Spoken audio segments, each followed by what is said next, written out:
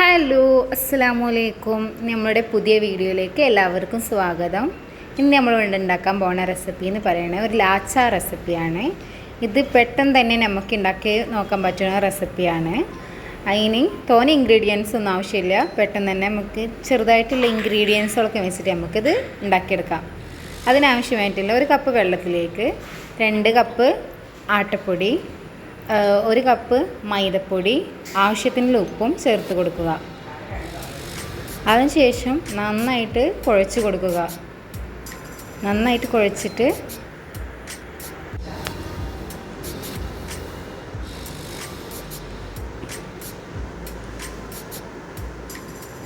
ഇങ്ങനെ കുഴച്ച് മാറ്റിയതിന് ശേഷം നമ്മൾക്ക് അതിൻ്റെ മേലെ വേണമെന്നുണ്ടെങ്കിൽ ബട്ടറൊക്കെ തേച്ചിട്ട് ഒന്ന് ബലം വരാതിരിക്കാൻ വേണ്ടിയിട്ട് ബട്ടറൊക്കെ വേണമെന്നുണ്ടെങ്കിൽ തേച്ച് കൊടുക്കാം.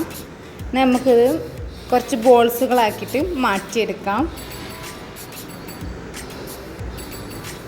കുറച്ച് വലിയ ബോൾസ് തന്നെ ആക്കിയിട്ട് മാറ്റിയെടുക്കാം.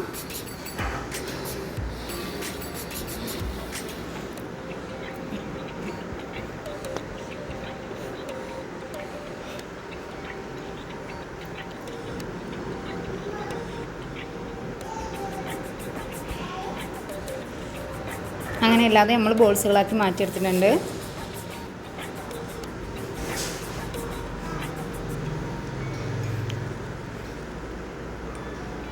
നമ്മൾ ബോൾസാക്കി മാറ്റിയെടുത്തത് നമുക്കിത് പരത്തിയെടുക്കാം.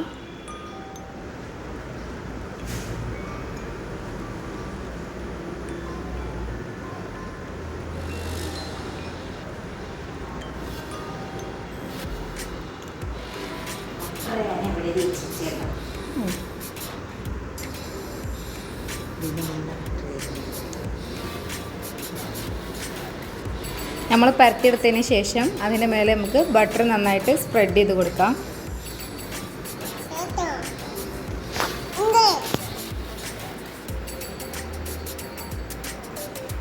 എല്ലായിടത്തും നന്നായിട്ട് സ്പ്രെഡ് ചെയ്ത് കൊടുത്തിട്ടുണ്ട്.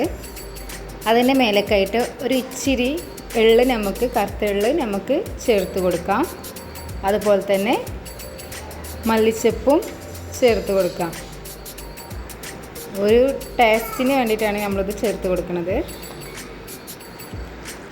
എന്നിട്ട് ഇതുപോലെ നമുക്ക് മടക്കിയെടുക്കാം.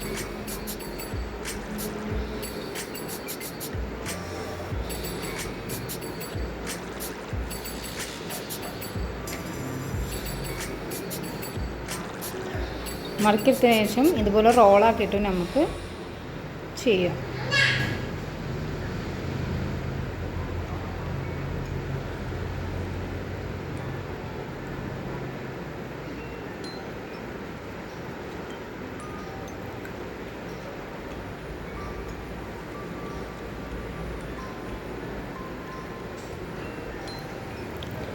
റോളാക്കിയതിന് ശേഷം അതിൻ്റെ രണ്ടറ്റൊന്ന് മടക്കിയിട്ട് അതിൻ്റെ നടുഭാഗത്ത് കൂടെ ഒരു വരയിട്ട് കൊടുത്ത് നമുക്കത് ഒന്ന് പരത്തിയെടുക്കാം.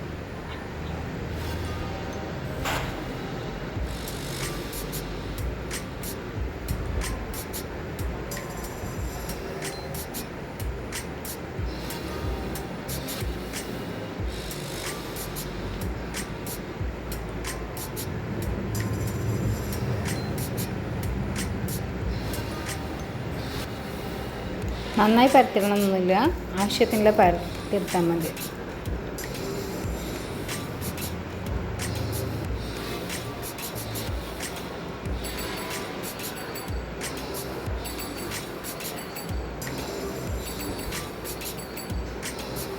അങ്ങനെ എല്ലാതും ഇതുപോലെ പരത്തിയെടുത്തതിന് ശേഷം നമുക്കൊരു പാന് വെച്ചിട്ട് നമുക്കിത് ചുട്ടെടുക്കാം.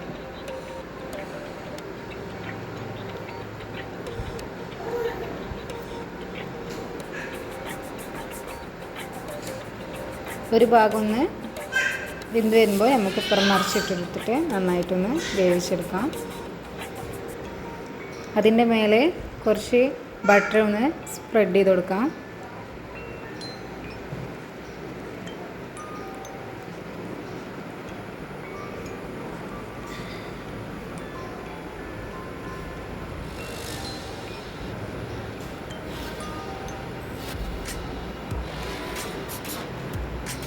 അങ്ങനെ നല്ലോണം വെന്ത് കഴിഞ്ഞാൽ നമുക്കിത് മാറ്റി വെക്കാം. അങ്ങനെ അല്ലാതെ നമുക്കിതുപോലെ തന്നെ ചുട്ടെടുക്കാം.